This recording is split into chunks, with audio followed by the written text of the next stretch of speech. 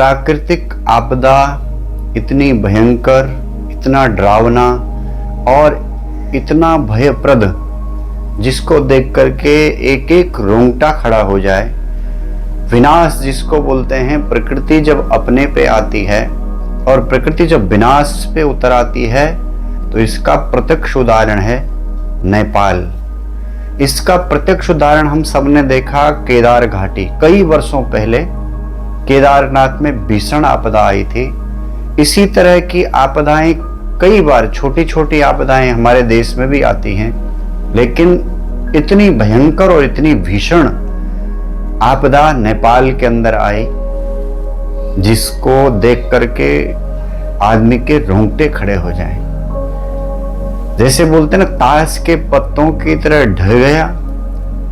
5-5, 6-6, 8-8, 10-10 माले की जो बिल्डिंगें हैं, वो पानी में ऐसे बिखर गया जैसे कुछ नहीं। मनुष्य अपने बल पे कितना अभिमान करता है कि मेरे अंदर कितनी शक्ति है, मैं सब कुछ रोन सकता हूं, सबको मार सकता हूं, सबको मिटा सकता हूं।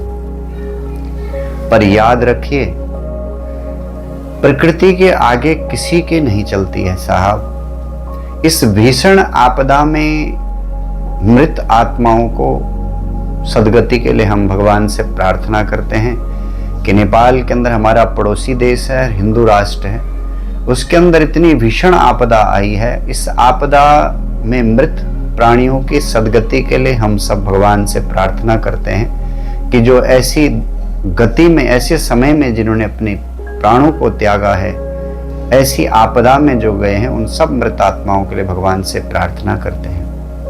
लेकिन बंधुओं, ऐसी कई आपदाएं हमारे जीवन में आती हैं, हम देखते हैं, और इन आपदाओं से हम सीखते नहीं।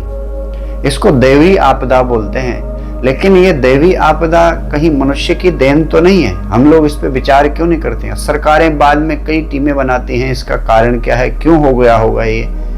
कुछ दिन विचार विमर्श चलता है, उसका कुछ निर्णय भी निकलता है, बाद में होता क्या, कुछ भी नहीं, फिर वही स्थिति बन जाती है। कुछ भी बदलता नहीं, कुछ अलग नहीं होता है। इस आपदा में न जाने कितने बच्चे अनाथ हो गए होंगे, न जाने कितनी स्त्रियों की मांग का सिंदूर चढ़ा गया होगा, न जाने कितने परिवार के परिवार खत्म हो गए होंगे, और न जाने अभी अभी आदमी के मन में क्या कल्पना चल रही थी कि इतने देर के बाद मैं ये करूंगा।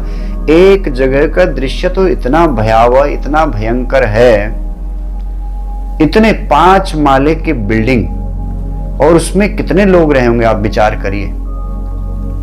एक क्षण के अंदर किसी को संवरने का मौका नहीं मिला। पीछे मुड़ के देखा तो ऐसा लगा सामने से काल खड़ा है, मुंह खोले हमारी तरफ दौड़ रहा है। और जब तक उस काल से, उस भयावह उस बाढ़ को देखा, उससे बचने का जब तक प्रयत्न किया साहब कि मैं भागूं, इधर जाऊं, उधर जाऊं, कहीं तो जाऊं, यहां से भाग जाऊं, लेकिन तब तक जैसे लगता जैसे मुंह खुला हो और एकदम से सबको मुंह में लपेट लेके चला गया वो काल। इतनी भयंकर वो बाढ़ थी, बाप रे। उसको देख करके एक रोंगटा खड़ा हो जाता है।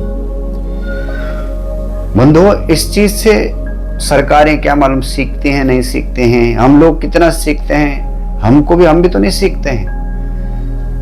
पहाड़ों में हम लोग, मैं उत्तराखंड से रहने वाला हूं, और पहाड़ों में हम लोग रहे हैं। पहले पहाड़ों में गांव ऊंची ऊंची चोटियों के ऊपर होते थे, और नीचे जो गहरे क्षेत्र होते थे जहां नदियां होती थी, उसके आसपास कोई बसता नहीं था। पहले हम सोचते थे कि लोग इतने ऊंचे क्यों चढ़ गए, पागल हैं क्या, नीचे होना चाहिए तो सबको रोड के नजदीक रहते। पहले हम ये सोचते थे कि हमारे पूर्वज शायद ये क्यों ऐसे सोचे नहीं होंगे। हमारे जो पूर्वज हैं वो इसीलिए नहीं सोचे ऐसी तराई में, ऐसी जगह में रहना, नदियों के किनारे, इसीलिए उन्होंने पसंद नहीं किया। उनको पता था कि कभी भी प्रकृति अपना रूप लेगी, और जो नदियां हैं, जो नाले हैं, उनका जो रूप है वो कभी छोटा होता है, कभी बड़ा हो जाता है। तो वो पहले के जो हमारे लोग थे वो यही जानते थे कि कभी भी अपना रूप फैला सकता है, और इसलिए इनके किनारे नहीं बसना चाहिए। भले पानी की दिक्कत होती थी लोगों को, बहुत दूर दूर लोग पानी लेने जाते थे, लेकिन उन नदियों के किनारे नहीं बसते थे। और हम लोग अब पढ़े लिखे सभ्य समाज हम अपने को समझते हैं, हम सोचते हैं बहुत तरक्की कर ली हमने, हम सोचते हैं हम बहुत आगे बढ़ गए। क्या करेंगे ऐसा बढ़ के आ गए? एक झटके में सब खत्म हो गया साहब। नीचे हम लोग चले आए और नदियों के किनारे किनारे पहले थोड़ी दूरी बनाए, फिर नजदीक नजदीक नजदीक नजदीक, और नदियों के एकदम किनारे हम लोग बस गए। हमने सोचा इतनी मजबूत हमने बिल्डिंग बना दी, लोहे ईंटा की, सीमेंट की, कि ये टूटेगी नहीं।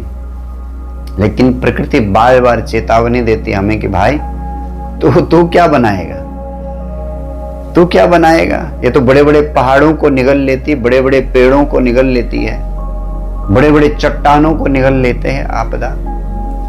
तो साहब सबको इन चीजों से सजग भी होना चाहिए और सरकारों को विशेष करके इन चीजों पे ध्यान देना चाहिए कि जब इस तरह की आपदा आती हैं, इसके बाद जो टीमें बनती हैं वो टीमें ये देखें कि ये जो आपदा है इसका कारण क्या है, और ये सीधा सीधा पता चलता है कि कारण क्या है। इसलिए उससे बचने का एक ही तरीका है कि उन नदियों को खुला छोड़ा जाए, उनको न बांधा जाए।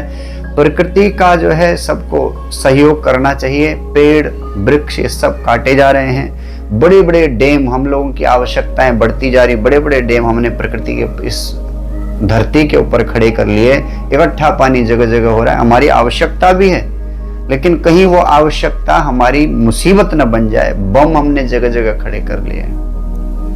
तो ये इतनी डरावनी और इतनी भयावनी आपदा है। इसके कई वीडियो आप लोग देख रहे होंगे, मैं देख भी रहा हूँ। किसी का आधा शरीर, किसी का हाथ ही नहीं, कोई पेड़ के ऊपर टंगा हुआ है, कोई बिल्डिंग के ऊपर लटका हुआ है।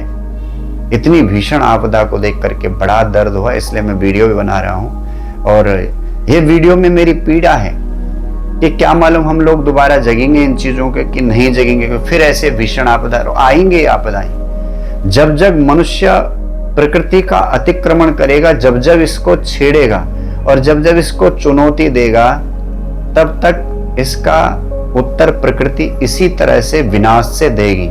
और इसी तरह के विनाश तब तक होते रहेंगे जब तक हम प्रकृति से खिलवाड़ करते रहेंगे। जिस दिन हम प्रकृति से खिलवाड़ करना छोड़ देंगे, उस दिन साहब प्रकृति किसी को दंड नहीं देती। बस वो तो अपना किया करा हुआ है, उसी के कारण ये सब होता है। एक सुरंग के अंदर न जाने कितने लोग बंद हो गए, अचानक से आई घटना, सुरंग के अंदर बंद हो गए। 5 माले की बिल्डिंग को पूरा दबा लिया। आप विचार करिए कितने ऊंची बिल्डिंग होगी वो, कम से कम 50-60 फीट तो मान के चल सकते हैं। इतनी ऊंचे लहरें उसकी आई, पूरा मिट्टी पत्थर पहाड़ को लेते हुए वो आपदा आई। कुछ समय पहले हमारे उत्तराखंड चमोली में भी ये घटना घटी थी, और ऐसी घटनाएं बार बार होती रहती हैं। इसलिए हम लोगों को इन आपदाओं से सीखना चाहिए कि हमें ऐसी जगह घर न बनाएं, ऐसी जगह हमें बसना नहीं चाहिए।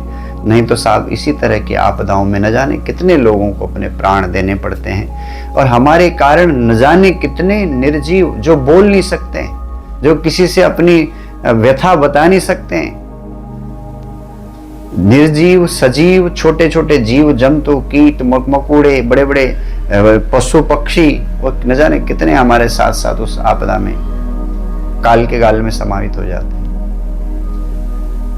ऐसी आपदाओं से हम सबको सजग रहना चाहिए, मेरा यही निवेदन है। और सरकारें इन चीजों पे विशेष करके ध्यान देना चाहिए। एक बार घटना घटती फिर सब भूल जाते हैं, ऐसा ना हो। इनसे हमें सीखना चाहिए और प्रकृति का हमें सम्मान करना चाहिए। प्रणाम।